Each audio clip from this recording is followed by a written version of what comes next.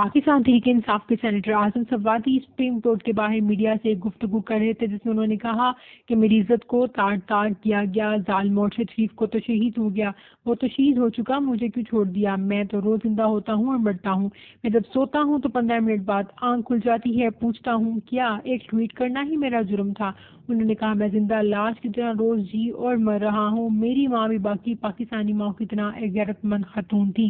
اس ساری بات کے دوران وہ آبیدہ ہو گئے۔ انہوں نے کہا جب تک میرے مجرم سامنے نہیں آ جاتے میں چین سے نہیں بیٹھوں گا۔ ایک ہی وار میں میری عزت کو تاڑ تاڑ کر دیا۔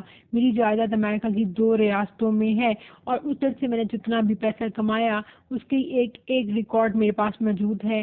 میں کتنے ملین ڈالر پاکستان میں لے کے آیا، ہر ایک چیز کا حساب کتاب میرے پاس موجود ہے۔ انہوں نے کہا مجھے ننگا کر کے میری ویڈیو بنائی گئی، اسی طرح فیصل فہیم اور ریاض کو بھی چوک میں ننگا کیا جائے۔ انہوں نے مزید کہا کہ 3 نقاب پوش افراد مجھے گھر سے نامعلوم مقام پر لے گئی، انہوں نے تحریری جواب جمع کروایا اور مجھے بہانا کر کے میری ویڈیو بنائی گئی۔ جب میں ہوش میں آیا تو ایک شخص دوسرے کو کہہ رہا تھا کہ سیکٹر کمانڈر اور جنرل سیکٹر کو بتائیں کہ سواتی نیم مردہ ہے۔